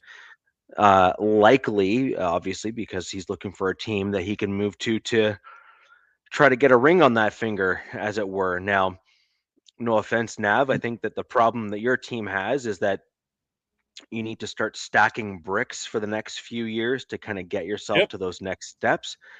I think in maybe a year, maybe 2 years, probably, you guys will start being legitimately competitive so long as you make good decisions on your team. And that could be great. I just don't know if the guy there from Cleveland is willing to tough it out for 2 seasons, or if he would much rather prefer to be like the last piece on a team that is already competitive to give himself the best shot maybe in the short term. Because, these guys that are nearing kind of the latter part of their career know full well that, they're nearing borrowed time at this point at the NFL, when they're when they're at the certain age there, just because they know that they're one injury away from potentially not being able to play again. So I think that's Right. I think that's a fair comment to make for some of these older guys. And, that's where a lot of fanalists and fans and stuff don't quite understand. It's like, why did that old free agent go to that team for that, little money, for example? And it's like, well, because that dude realizes that if he takes a lesser deal at the back part of his career, that, there's a legitimate shot that he could end up with a ring, for example. And that's really what it comes down to. And then there's other guys that say, I don't care about the jewelry, because I've just kind of come to grips with the fact that I'm not going to have the jewelry, but I am going to be trying to aim. Miles Garrett. It's all about the green, Miles Garrett, so that he can perfect example. exactly. Yes, exactly. So, anyways, it's an interesting difference in terms of mindset and all that sort of stuff, right? So, first of all, hey, in the chat, Raiders fans, this is not my channel, okay? I put you up as you go, but look, not my channel. Jansen, not my channel, brother. I'm just saying. This is I'm a guest here. Okay, I can't put up there whatever I want to put up there. I don't know, why do I bother? I'm not sure what you mean by that. We don't need old players or young players that have prepaid membership cards to protocol, tent, or IR. I'm not sure what you mean by that. I think he's kind of referring to the fact that you don't want to get old guys that are basically coming in that are, that basically have a membership to the local hospital to make sure that they get the fast track line to get to see the doctor, right? That's what I took from it, at least. Well, I guess, Richie, everybody here needs to understand this. So when we go to do this show, the parameters are set what would you do in free Mhm. agency if you had it, Mhm. like right now, right? Mhm. We have parameters to go with, and we stick with those parameters. And it's a structured show, and that's what we do. So what we're saying is, here's what we have right now. We don't know what that's going to be come March 11th, though. March Yeah, we 11th. have. Yeah, I mean, the answers on this show could completely change come March 12th. Yeah, You know what I no mean? Like question. completely change. And Well, and the Raiders need an offensive line coach before we can even talk about offensive linemen that are going to get picked up in yeah, free agency. I'm just saying. yeah, 100%, 100%. So, um, I think that the Raiders right now, you got a running back in Genty who started to have some flashes here and there as the season went on. So I think that's Yeah, a fair statement to make. Um, I think you backfill a couple of those offensive line positions on your team, yep. bolster that out. Um, I do wonder what your head coach is going to do with some of the dudes that you got on your offensive line. I'm concerned that you may have an ego stepping in there a little bit in terms of the offensive side of the ball, because a lot of these coaches are like, "Oh, don't worry, I can fix him," as an example, right? Like Yeah, true. it's you know what I mean. It's a common thing, and like 60 to 70% of the time, the answer to that comment is no, Yeah, no, you can't. right. And so it'll be an interesting experiment actually with your team to see, for example, um, JPJ had a few flashes, but then by and large, I would argue that if you're looking at it as just a straight assessment, he hasn't, wowed per se overall. And that's in large part, I think, because he's moved all over the place, right? They moved him to guard, they moved him to center, they moved him to guard, and then they benched him for a little bit there, right? And it was like it didn't make any sense from my perspective, by the way, Right. to bench like the best center in the draft uh, for Right. no real reason that I could see at all, other than the fact that he was vocal and said, "Dude, you can't, you suck as a coach. Stop it." Um, Yeah. That's and pretty much what it and was.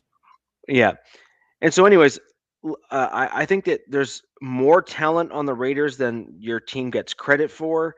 But then I also think, to your point, which I think is actually probably more valid today than ever, is one, you have a bunch of new coaches, and number two, you haven't fully built out your coaching staff yet. Once you kind of get all the guys in the building, and once you start formalizing your offensive plan in terms of what you're going to look like or what you're aiming for on the offensive side of the ball, that will formulate where you're going to go going forward. If you get a guy that likes the power and maybe inside zone combo, which is a common one, then you need a certain type of O lineman in order to play that sort of football. If you Right. want a guy that likes the outside zone blocking scheme or whatever the case may be, by the way, I'll give you a hint. You have a Kubiak in the building. Mm-hmm. That's kind of their jam, man, is outside zone blocking. Like that's kind of Yes. the thing. Absolutely. um, and so, and by the way, as you're well aware, that is a very different lineman than a power blocking offensive lineman. A guy that is Yes. mobile and can hold their own in Yes. space is a He always much moves forward. different. He's never Yeah, moved backwards. yeah. And so, Here's the thing. Here's my common thought about JPJ is this. When you move a player out of their normal position and they have to play in a position they're not accustomed to, that's what tends to get them hurt. correct. So if you notice, that's what happens. There are several videos, I'll send you 10 that I can see, where JPJ is center, goes upfield, smashes the defensive tackle in front of him, rolls back around, smashes the guards guy, and then smashes the other dude as the quarterback's sitting back there trying to figure out how to throw a pass, which was Gina. So I don't see any reason why JPJ is not the center of this team starting this year. I agree. So I agree. I just don't see it. He goes up, destroys his dude, and then goes and gets other dudes. Yep. Especially in the passing game. And the thing is, the center, to be perfectly honest with you, shouldn't be a major contributor in the running game. He really shouldn't. You know, but is like, let's see. Somebody said up there that when Genty got some runs, when JPJ was blocking in front of him, which tells me that we need a freaking big-bodied freaking running back there with Genty to go push some freaking stuff and open some daylight. We back in the day, we had a fullback that opened stuff up for Marcus Allen. Back in the day, we had a dude that would be back there smashing people, you know, to give them a little bit of a crease, you know, and you don't need to go that far back, by the way. Yeah, we didn't have to. If you look at, you had a dude on your team, Osimile. Mm-hmm. For sure. As I recall, was a pretty good lineman, actually. Yeah, he's okay. He was all right. Well, he certainly had his moments for a little bit, and John Ritchie was the last one. Napoleon Kaufman, you wouldn't even know his name if John Ritchie didn't exist. Napoleon Kaufman, you wouldn't even know his name. And and Napoleon Kaufman and Genty are fairly similar type of runners. He just had a fullback that all he had to do was just move one dude out the way, and Kaufman was gone. Mm-hmm. Genty is not going to be that dude he's your 3rd and 1 guy. He's not that guy. He's the one that's going to bust it. Marcel Reese. Absolutely. Marcel Reese was another one. I mean, it list goes on and on. Alex Engel, you know what I mean? It's just, you got to have somebody back there with him until the offensive line's able to do it on their own. Single back sets need to be a thing of the past until the offensive line's right. It's just that simple. Yeah, and the one thing you're gonna require, and this is why I don't think Mayer is gonna go anywhere. I think you're gonna want to try to retain him. Oh, they'll keep. Is you're gonna need him to help block on the outside of the linemen, and you're gonna have a guy probably try to go to the outside or between the tight end and the tackle kind of stuff as a run as well. Yep. And I think you're gonna need a dude that's capable of blocking, like a Mayer, for example. To allow the guy to break around the edges and that sort of thing. So, and I think with that outside zone style scheme or the West Coast offense, whatever you want to call it, like potato, really at that point. Big E's making a point. Big E's making a point here with the center. There's a lot going around that JPJ doesn't know how to communicate across the line. His communication is kill him, and kill him. That's his communication as a center. Mm-hmm. You know, blast them, push them upfield, and it doesn't matter. If you push them upfield, it doesn't matter. Left tackle, Miller. Left guard, JPJ, Linderbaum, center, Rogers. Right tackle, Braden Smith, Josh Jones, Grant, Lomu. I don't think right now Linderbaum is the answer. I really don't. I don't think it's the answer. Because, yes, we got a shit ton of money, but why are we spending on the center when we already drafted them? Is my only thought. No, I think you need to. He's not known to be a guard. He's not known to be a guard. No. And he sucks at run. He sucks at the run. He gets blasted I mean, come on, man. Look, if I'm doing anything with you guys, I would go Miller. I would move Tossie to left guard. I would keep JPJ at center. I would get Rogers as your right guard to start with, and then draft someone to come in behind him to potentially take over. I put Grant at right tackle. And then I'm going to be honest. You had Glaze needs to be the right guard. Well, you had Glaze, for example, on your team, but I felt he struggled a fair amount against better players at the right tackle spot. He just doesn't need to be a right tackle. He needs to be a right guard. And then the question then becomes is, do you think you can acquire a right tackle by maybe trading back into the first and the back end and get a real solid one for your team? Why would you, though? Not this year. Why would you? No, because you need one. Yeah, but why would you this year?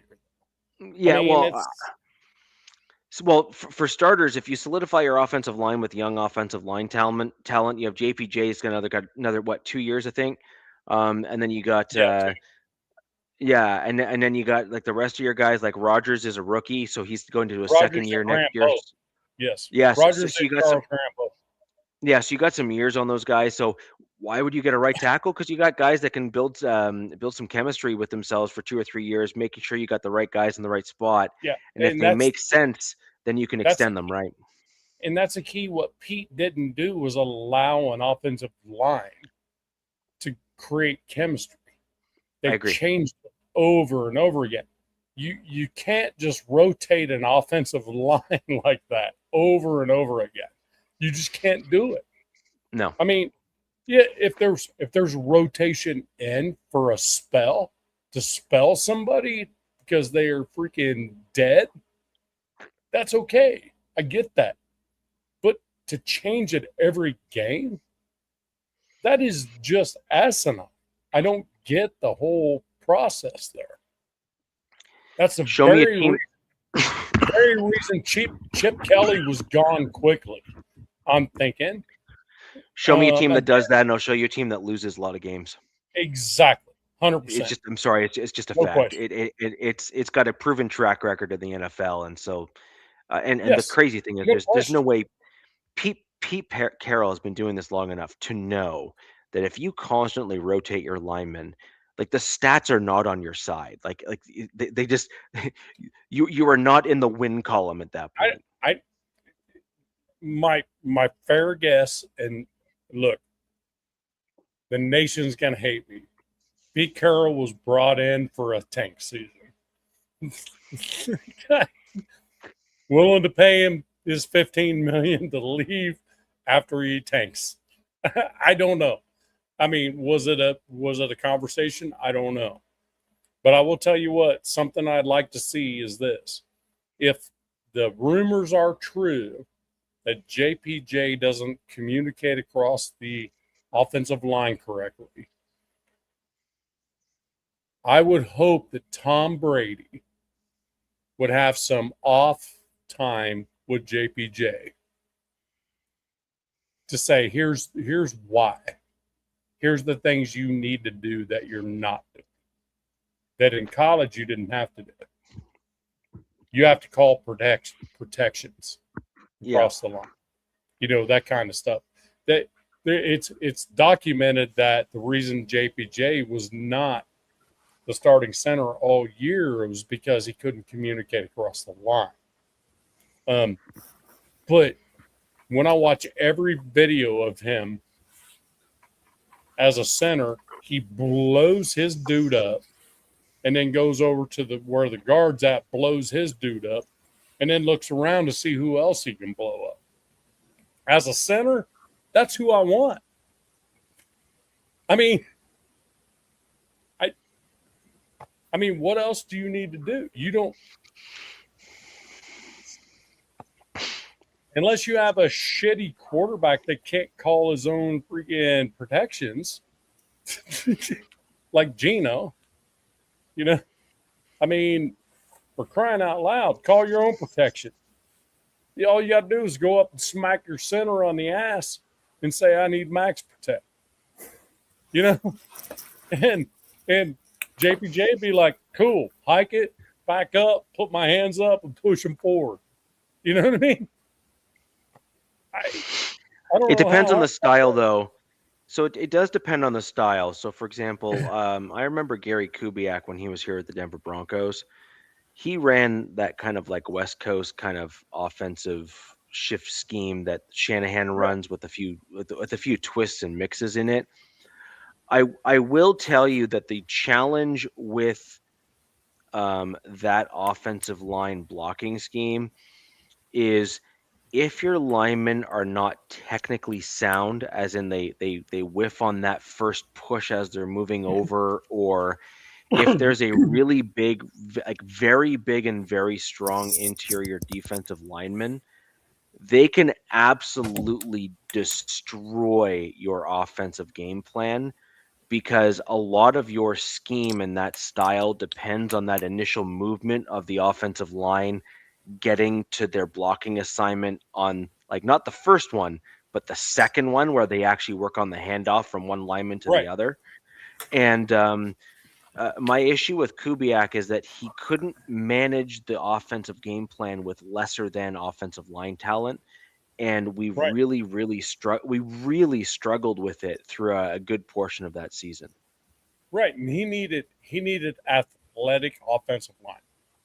Yeah. Because they had to pull all the time. They were pulling all the time. So look, I'm gonna challenge you. Watch videos of JPJ pulling as a guard.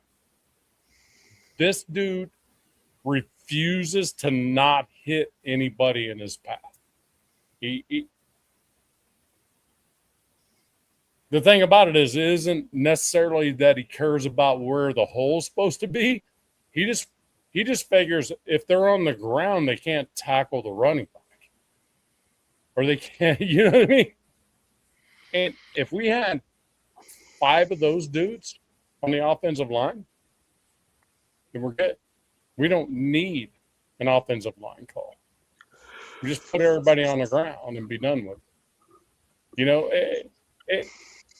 look, it's a foregone conclusion, and all Raider fans in here, you're going to hate me forever on this. We are not going to the playoffs next year. It is not happening unless a freaking absolute apocalypse shit happens to the Chargers, the Broncos, and the Chiefs. Which could very well happen. Oh, by the way, and they're probably going to get Tyreek Hill back because I just saw that Patrick Mahomes actually restructured his contract to make room for Tyreek. So just saying. I don't know if it was to make room for Tyreek, but definitely to make room. They're going to be there. We are not anywhere near. Can I answer Matt? He was asking about Zion. Zion. Yeah. Oh, that's not that one. Where did it go? So he was a first-round pick. He played this season. He was about average. He played every game, which is a plus, but he hasn't lived up to the first-round draft pick.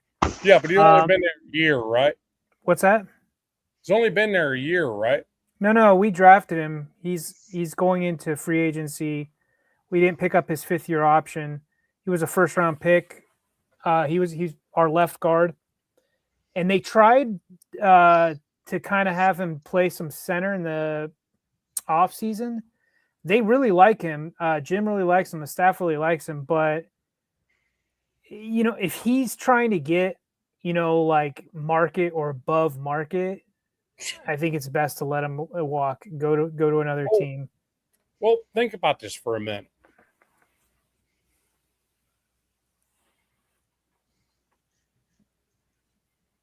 There are a lot of dudes in his position that have been drafted where he's been and just got a little bit better over time. And about their 7th, 8th year, you're going to kind of be like, damn it. true. Should have kept him. You know, that type of dude. Is he that kind of guy though? He could be. He's very smart. But we've had guys, it just happens, and it's not necessarily been his fault, but both our tackles went down while they were right next to him. And so with the fan base, we're like, this guy is cursed, and we don't need any more curses on this team. But he could definitely, if they do keep him and decide to run it back with him, it's got to be, I would say, on the cheaper end. But since he's got that first round kind of pedigree, I could see his agent trying to bump it up. He can, but if he doesn't have the numbers to back it up, he was definitely, at the end of the season, he was our most solid lineman. And that's another thing, is that he was a TED, which Jim likes to call players there every day. And that holds value with him. So, sure. Yeah, especially with the offensive line. So, they might be trying to bring him back. Personally, I'm not a giant fan of his. I like other guards. But, wish him the best if he goes somewhere else. I mean, assuming Matt's asking. I mean, just to be clear, the Chiefs are in cap hell when they asked Patrick Mahomes to restructure his contract. Yeah, and I think that freed up $10 million or something. Yeah, what? 43. No, no, $10 million. I think it went to 10. 10 million out of the 43. I don't know. Whatever. No, all I'm saying is when you restructure your quarterback's contract, that means you're a little bit screwed in the cap. I was talking to some guys in my chat, one of my chats, and I'm like, I don't understand how California teams, there's 3 teams. I don't know how they attract talent. I mean, you saw the stat, you saw the stuff with the taxes that Sam Darnold had to pay. He ended up having to pay the state of California like $70-something thousand just to play there and win a Super Bowl. Yeah. And so, I was looking at the jock tax that California, and I'm like, so that's the Niners, and there's no loopholes there. No. Even I thought like living out of state for half of a year is a loophole. It's not. And so I was like, man, this is probably why it seems like they have to pay a lot. And somebody mentioned in one of these comments up here about like quarterbacks and, how much they make a year. I'm like, that's probably what they have to pay to like balance out. I don't know, tax wise or something. It seems like the state is taking 50% of what you make there. Yeah. And unless you play in Florida, Texas, or I think in Vegas, there's only Vegas, Florida, Texas. Yeah. They're the only ones. Well, that's why a part of me thinks that Mac, if he does play one more year, maybe he's like, I just want this all I want all my money, and I'll go to Tampa and buy a house and pocket that retire when I'm done. Yeah, kind of thing. Yeah. But I know we're getting close to 2 hours, Richie, but can I throw a new caveat in right quick? Go for it. So there are quarterbacks that were franchise quarterbacks that are now cast-offs. Tua. Yeah. Right? Tua, cast-off. Number 3 quarterback of Miami currently. Okay? Kyler Murray. Gone. What is their... So, if I may take over this piece of it, what is your thoughts, Richie, on these dudes? Where are they going to end up? What are they going to be doing? Tua and Kyler. Kyler Murray, I think, is going to be one that's going to have the hardest time finding a spot. His problem is that he relied so heavily on his mobility in college and coming into the NFL that he's now getting older and has lost a step, so he doesn't have the same speed and elusiveness that he had. And the dude is so short that he's getting diminishing returns at this point in his career. So it's going to get harder and harder for him to play the game at the NFL level. And so I think that he's going to be the least sought after of them, in my opinion. Yep. I think Tua is going to have some interest from some coaches as a top shelf backup and a prove it kind of guy. So as an example, I actually think that like the Chiefs might actually be interested in someone like Tua when he gets cut, for example. And I say that because Mahomes is hurt right now, and he's in a spot where he probably won't be able to start this year because of his injury, based on the nature of it. And so they're going to likely need a dude that can play for the first few games to make sure that Mahomes is able to like ease his way back in and not get himself hurt again. And so they're going to need a legitimate guy that can actually start if need be. And I think that that's why the Chiefs are going to be starting to get real creative to free up a boatload of money. And probably also one of the reasons why they reached out to Mahomes and be like, dude, like we need to be competitive and you're not going to be able to start for us. So we need to work with you on this stuff. And so I think that like someone like the Chiefs will be interested in someone like Tua, who is capable but has struggled. And then again, Andy Reid, with the hubris that he has, will say, well, I can probably get him, clicking. Aren't I the could probably Dolphins figure it flirting out. with trying to trade him? But I would assume Oh, no. nobody's taking that Oh, because of no. that They're going to cut contract. him So outright. they're going to have to eat like a huge Oh, yeah. contract. It's a huge cap hit. Yeah, just massive. I mean, look at what the Dolphins are doing right now. It looked like they just went, we're clean slate. And I think Waddle said, "Take me too." Like, so I would assume Waddle's now their big trade piece, like Yeah. for this upcoming season. Well, before DZ goes on this, I'm going to add one more caveat to this, and I want Richie to hit it right quick before DZ does for all three. Deshaun Watson's probably going to be the starter for the Browns. Dude. So, what do you think of that shit? I don't understand. I don't get the Browns, man. I mean, that's funny. No, the thing about it is he's going to be healthy. Sure. Why wouldn't you? I mean, you're paying that guy. I mean, I don't know. I don't know what to think of the Browns. That hurts my head thinking about them with so Richie, what's your thought on that? I don't know. Let me massage my idea for a minute here and let me figure it out. So DZ, I guess it's on you on Kyler Murray and Tua. So what's your thoughts on that? I don't know, man. They're both interesting, but I just don't see them this day and age with their histories as starters in the league. But then again, I could have said the same about Sam Darnold a few years ago. I could have said the same about some of these quarterbacks that just look god awful.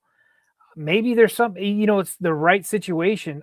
For Tua, I think that's a medical thing with his head and concussions. That's like, hey, dude, like maybe it's time to hang him up and just go back to Hawaii or wherever and just chill. You know what I mean? Like start a camp, invest in some teams out there or something like high school. But for Kyler, I feel like he can still play.